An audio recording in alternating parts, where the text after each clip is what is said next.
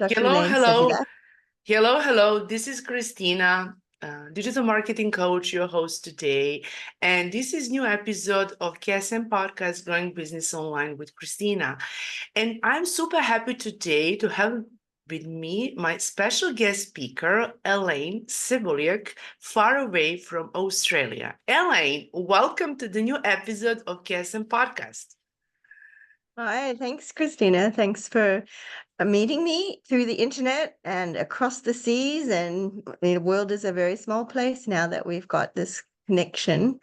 It's really nice to have international contacts and friends all around the world. It's kind of cool, isn't it? Yeah. Yes, So, of course, and thank you mm, for joining my mhm. podcast today. So, can you share with us and introduce yourself, who you are, what you do? And I mentioned that you're so far away from Australia. I'm in Europe. I'm in Serbia, so Mhm. we met each other Mhm. online, and I know that Mhm. you are super busy woman. And what you do, just share with us and with our audience today.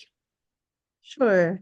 So I'm primarily a veterinarian and I've been a vet for over 40 years. I graduated from the University of Queensland and started out in mixed animal practices, worked in New Zealand for a little while, and we moved back to Australia. I met my husband when he was traveling around Australia when I was in final year studies, and he's a doctor and he's also Ukrainian, but Canadian.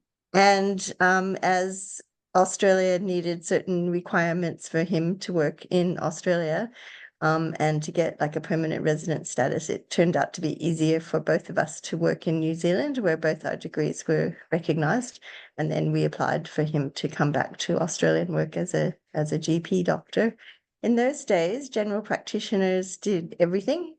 And now it's become quite specialized in both fields, both in human medicine and vet medicine. So things have changed a lot in 40 years.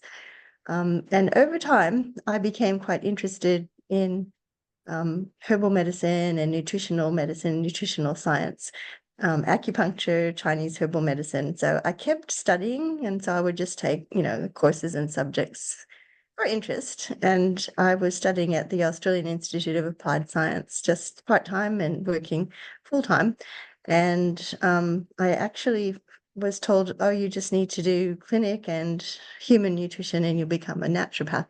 So over time, I developed those skills. And I also became accredited in acupuncture, mostly for animals. And over time, I also had taken on Twain and massage skills of different types. So I was able to see the crossover and the patterning of, how different types of therapies affected the meridian systems and musculoskeletal systems. And I just kept adding ways to treat because you're always looking for how and why and what could we do next. And then just being open to listening to various treatments. I would say that the cancer therapies have become really big. I think a lot of this is due to nanoplastics and microplastics that the world needs to, wake up and do something about. We need to be much more careful with what we're doing, how much plastics we're using, and what we're doing to dispose of them. And so we need to be looking at recycling. We need to look at places like the Mekong Delta in Vietnam, and in the third world countries that I've taken an interest in and done some traveling and met people and helped sponsor some kids through university. So there's a big big web of, how we're related to each other and how we're all one world and what we can do to help each other. So basically my practice has grown just organically through my interests, and my practice in Brisbane, which is in Queensland, a sort of northern part of Australia, became mostly small animals, and it is now pretty much holistic. We see a lot of cancer, a lot of old patients, a lot of arthritis, a lot of chronic diseases. So we've become a bit of a rehab kind of a specialist. And because of my 40 odd years of practice in a time when there were no specialists, so the new graduates that come out of vet school nowadays have people to refer to, but we didn't in those days. So I do surgery and can tackle a lot of things because you had to, as a new vet back in the days when there were no specialists. We didn't have MRIs or CT scans, so we had to develop palpation skills and common sense. And then through the studies of TCM or traditional Chinese medicine, looking at tongues and pulse and just overall Shen, coat color, coat condition, and then tying that in with, say, meridian systems, it actually adds more tools to basic, I want to say, barefoot doctoring, where you don't need these really high-tech stuff. And I would like to maybe pass some of those ways of treating things to the younger generation, because they do seem to be tied up in the gold standard, so that you have to send things off for MRIs and CT scans. And I will say that vet science has become quite expensive treatments for pets. And so a lot of pets get, I would say, euthanized due to cost when they go to the after hours and the specialist, when there's actually other ways of treating. For instance, intervertebral disc disease is a good case in point. For instance, when they rupture part of their the cartilage in between the vertebrae, that can rupture and have a disc disease and make them paralyzed or paralytic. So, the gold standard is you've got to do surgery straight away. It's thousands of dollars. But we do find that you can actually do rehab, you can do acupuncture, you can get these guys walking again quite often.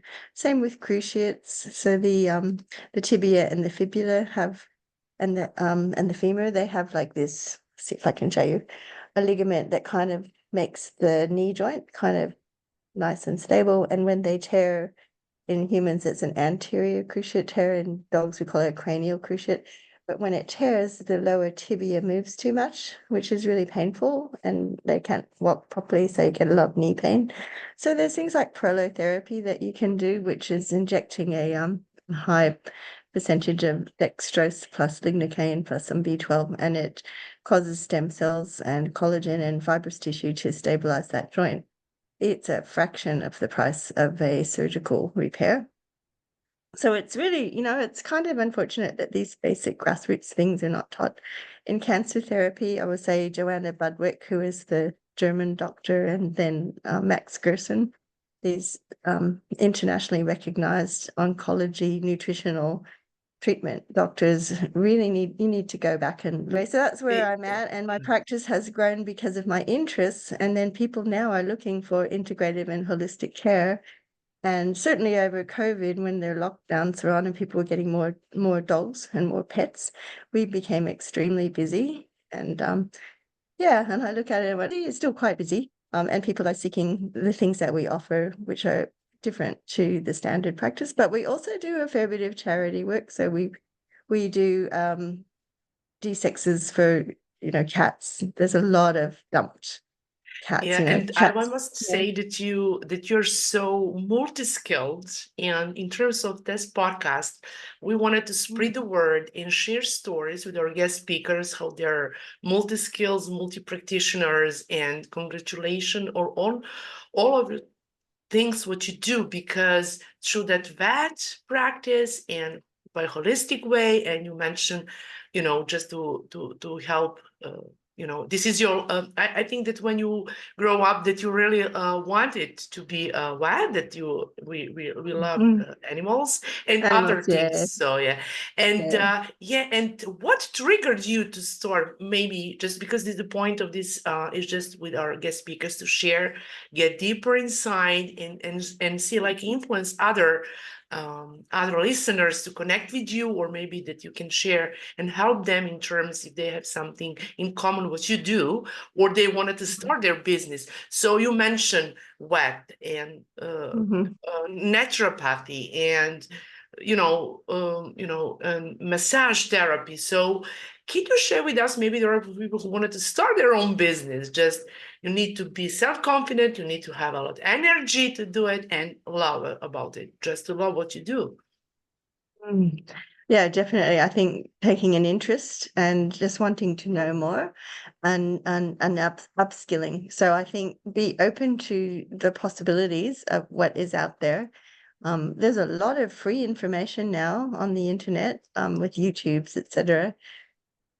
With these other skills like massage, you do need to learn hands-on. So I've developed an animal massage course, which I teach a few times a year, and we run it on a weekend. So and we've got it down to a really tight ship. I have a physiotherapist that I work with, and he and I teach for 4 hours on Saturday and 4 hours on Sunday.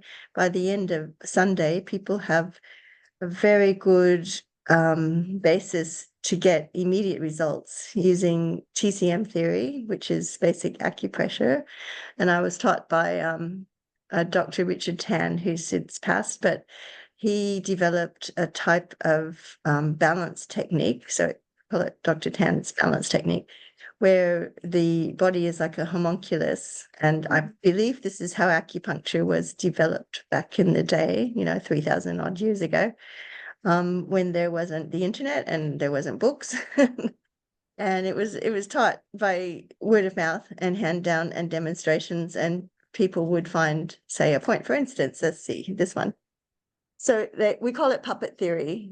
So if you look at this as a puppet, and this is like the head, and then this is like the lower jaw, and then this part is the upper, this is the mouth. And so the master point for the mouth is here, and this is called large intestine 4. So this is how I teach the acupressure.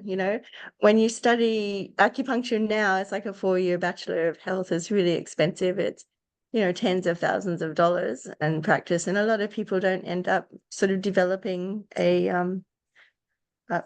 monetary system where they can make a good living out of all these years and years of study. Same with some people doing chiropractic or remedial massage. So what you need is something that you can learn quickly and will give results all the time.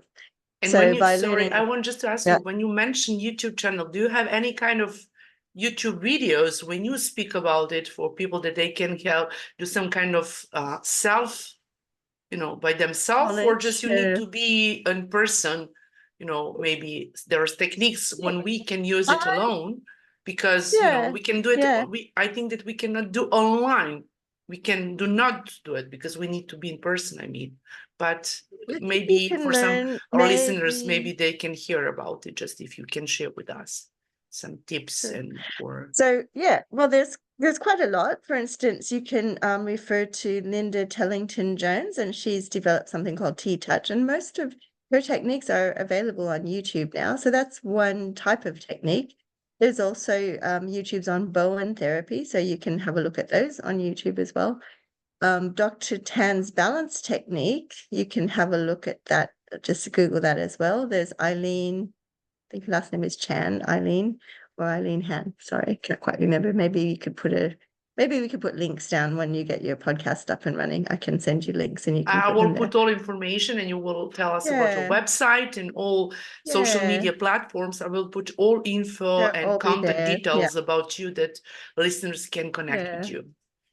Yeah, and our website is pretty good. I have a really nice web developer friend, and she's done a good job on our website. Camille Scott, I will recommend, if people want some help with their things as well.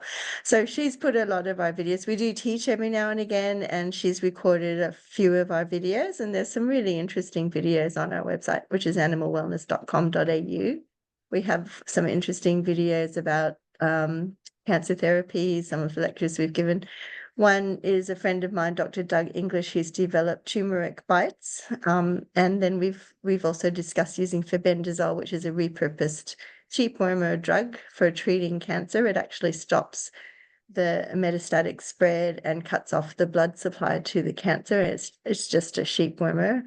And that's an interesting lecture that he's given. But activated turmeric, which is cooking the powder into a paste, adding water and black pepper and some form of fat. People usually use coconut oil, and storing that in the fridge and putting a big teaspoon of that on top of the pet's meal. We're talking, treating dogs, but it's the same for humans. All of these types of things are just basic and fairly easy to do. So Yeah, so you can have a look at our website and watch some of those videos as well. Yeah, that's quite helpful, I And think. I Yeah. want to ask you, who are mostly your clients, in terms, you mentioned vet, for animals, and then holistic People. practice Yeah. who, Yeah. and do you work or some of your jobs in online as well? But can you share with us, because you're in Queensland, I know that, and mostly that there are people who are in your local area, but also I think that you work internationally. And I will ask you about also charity a little bit later, but I know that you're so fully booked with a lot skills, a lot businesses, and I really appreciate it what you do. Thank you. So most of my day-to-day working is in clinic, and the way that I organically became a naturopath was because the owners wanted me to fix them, basically. And so I kept taking subjects and thought, oh, I should make this legal and let the insurance companies help them pay for any treatment that I might give them. So that's kind of what happened.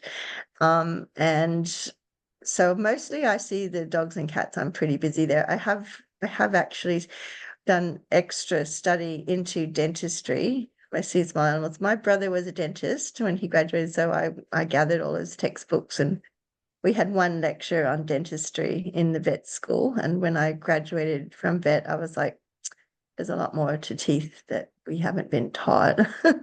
And so I had clients that were, show dogs, and they had two teeth that weren't sitting in the right place. So I talked to the local dentists and the orthodontists and said, oh, what can I do? And we developed it. This is like 40 years ago. There was no vet dentist in those days.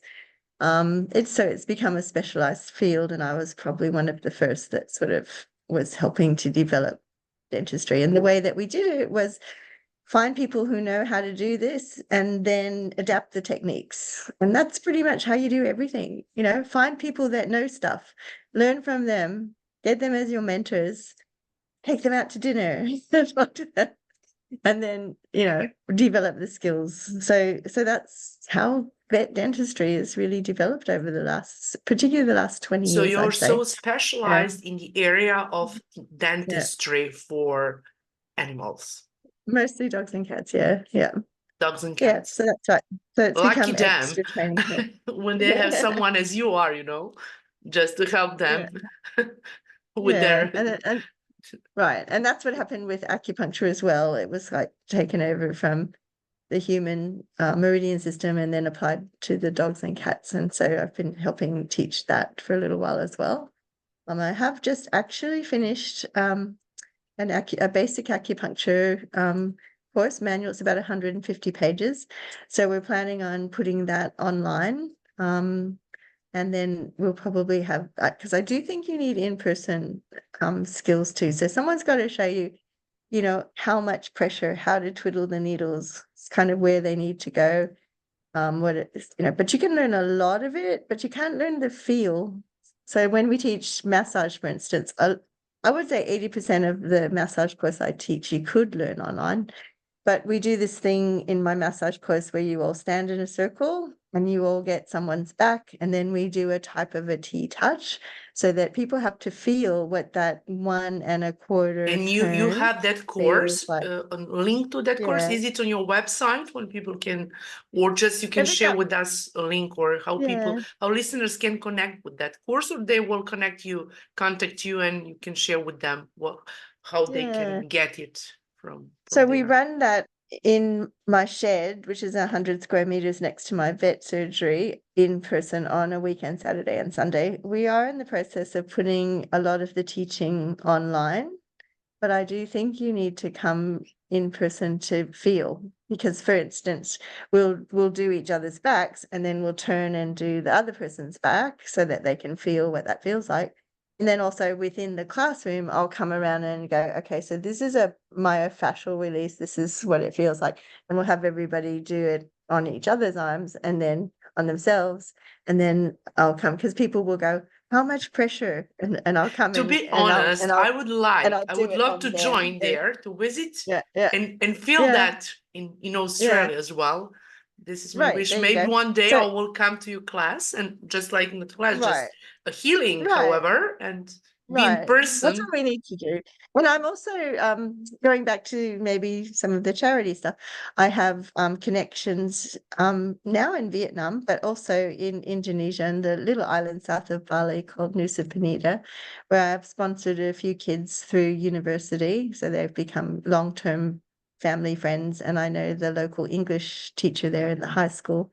So I've got a birthday coming up in a couple of weeks. So I'm going to go back to my island, I call it Nusa Penida. Every time I go there, they're like, look. And Fabulous, brilliant. there's fantastic. Congratulations on what you do, Thank you. really. There's really nice snorkeling and diving. There's Manta Point and Crystal Bay. And my local friends are very much involved in ecology and beach cleaning and respectfully teaching the children from a young age about caring for wildlife and for the environment. And on this particular island called Nusa Penida, the initial connection was because of a friend of a friend. So one of my good friends was the first avian specialist veterinarian. He's since passed. His name was Ross Perry. But a young vet on the island of Bali, when he graduated, he wanted to work with wildlife, and there's a bird called the Bali starling that was on the CITES list, nearly extinct. So this is the white bird with the blue eye, and it's the emblem bird of Bali, and it's a cheeky little bird. It's a bit like a minor bird in personality. So, people like to keep birds in little cages. This is kind of an Asian thing, but they were not educated enough to understand that this is probably not the best life for a bird in a small cage. But it's a prestige thing as well. And the birds were selling for $10,000. So it would set a Balinese family up for life. That's a lot of money for a Balinese family. So they were being pilfered and illegally caught, and a lot of them didn't make it for their overseas journey, they stuck in suitcases and things. So not a good thing, the wildlife traffic. However, when my vet friend in Bali graduated from vet, he came to Australia, stayed with my friend Ross Perry, learnt avian medicine to a much higher degree, and thought he's going to try and save this bird from extinction. So very high value, good thing to do. But lots of people said that he couldn't do that because they always die in captivity because they didn't know what they were doing. Anyway, he did a captive breeding program. He got some birds back from the UK and the United States, I think, and he went to this little island south of Bali, which is known for its Ped Temple and its religious significance. And he and another vet friend called Bom Bom went around to the island and went to all the bandars, the suburbs, and asked them to sign what's called an awig, which meant that they would look after and protect the wildlife on this island and not pilfer the little Bali starlings. So that took them 3 years to get the whole place to agree to do this. And so he made the breeding program on this island. And he also helped the locals by giving them jobs. Before he came over to do that, there were no tourists on this island, and which is kind of really nice, actually. And the income was on just seaweed farming. So they would have little pieces of string and tie a piece of seaweed. They actually use plastic bag then. And then the long strings of the seaweed would grow, and then they'd collect it all on a big basket on their head, and then put the seaweed onto the shore and dry it, and then send the dry product off to Japan. So they make makeup and algae for petri dishes for growing, bacteria and stuff. So, and the average income was $2,000 a year, and they're subsistence farmers. So they raised cassava and plantain, and they went fishing. So pretty healthy, really, existence. Yeah. And so, but that was, that was normal for them, $2,000 a year. So then when they did the Bali Starling project, he would pay the locals to help him with his project. And they also felt very proud of what they were doing. So one of his workers that was helping raise these Bali starlings became a friend of mine, and he was like 19 years old at the time.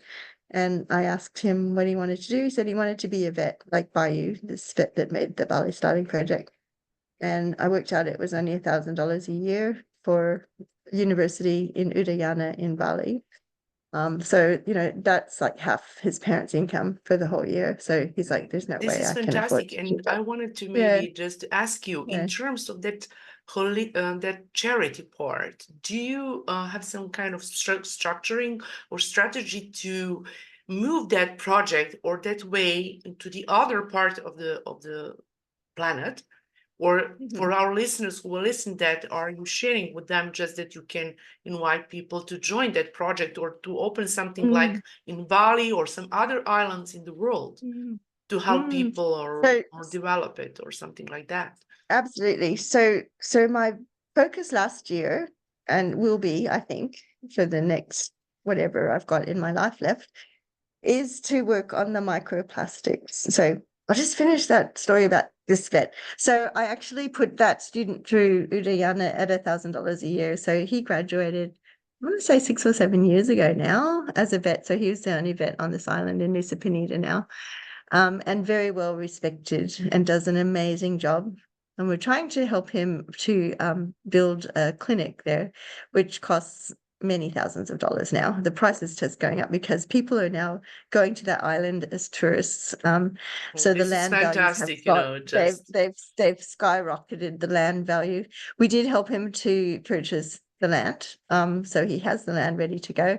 And I mean, his family is been on that island like forever, and like his grandfather was actually one of the workers when the Japanese had come across in World War II, and you can see where his grandfather had was made to chisel the rocks and make rock walls, when he was basically, I guess, prisoner, on their own island.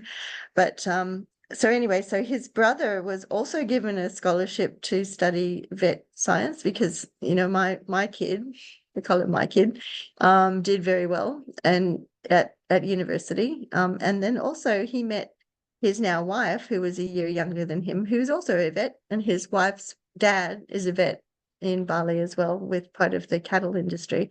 So, this has happened. And then after that student, I actually did sponsor a really smart kid from high school through the English teacher that we met. He asked me to sponsor this other kid, and I helped him through Singaraja University. He wanted to study physics.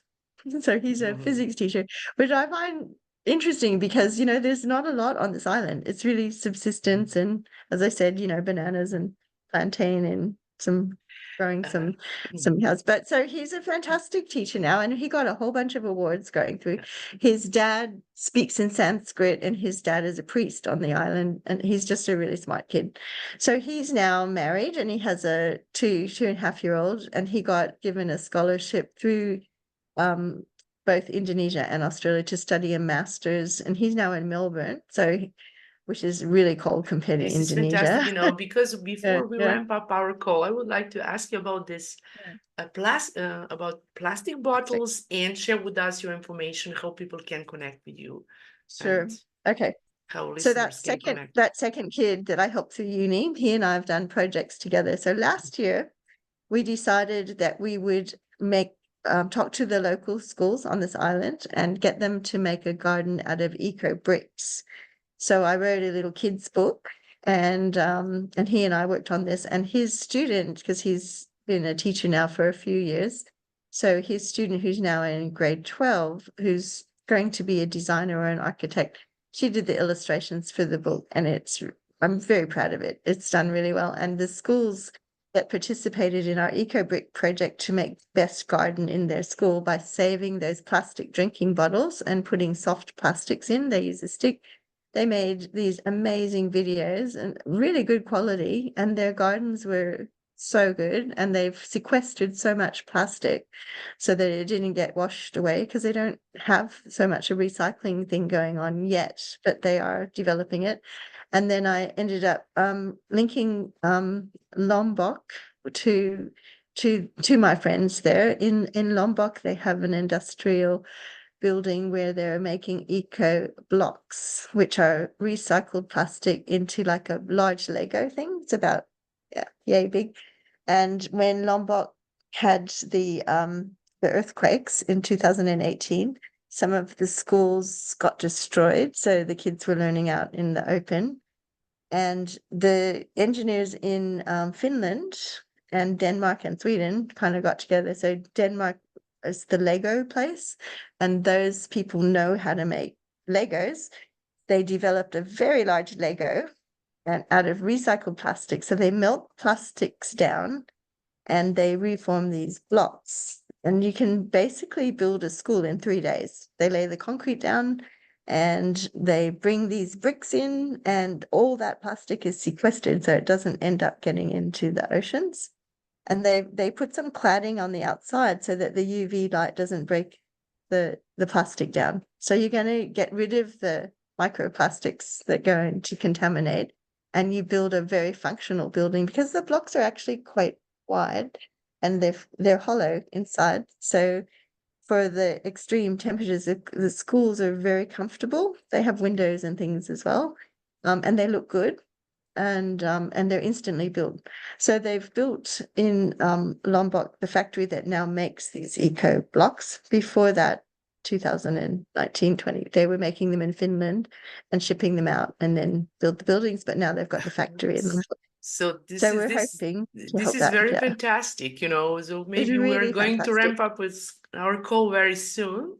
And you share such amazing information today, share such amazing story, and I think that we will be together again because I wanted to maybe to Lots to create share. a lot of things to speak about Yeah, on specific topic, that and that can you microplastics is yes, going of to course. save the We world, can create one Yeah, we got to episode do only that. about it. So can you share with Yeah. us before I say you goodbye and wish you such a fantastic day? Can you share with us how listeners can connect with you on your Right. I'd website? say just go to animalwellness.com.au. That's our website.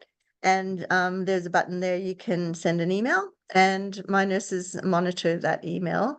Just write for attention Elaine on there, and they'll flick it to me and I'll have a look at it. And yeah, that would probably be the best and the easiest way. Yeah. Elaine, thank you so much for being my special guest speaker today. I'm so honored, and you share such amazing stories. So, I think that we will be together very, very soon. Thanks. Thanks for organizing it. Have a lovely Easter. It's Easter Friday here. And So yeah, also it's a for good you, thing. have a lovely Easter and see you very soon. Thank you so much again for being with me You're today welcome. as my special guest speaker. It was pleasure. Okay. Thank you so much, and Okay. have Thanks, a Christine. Easter's, very happy Easter's Okay. holiday and all Thanks. kind of things. Thanks, and see Okay. you You very too. soon. Bye for now. Okay. Bye. Goodbye. Yep. Bye bye. Bye, everybody. Bye.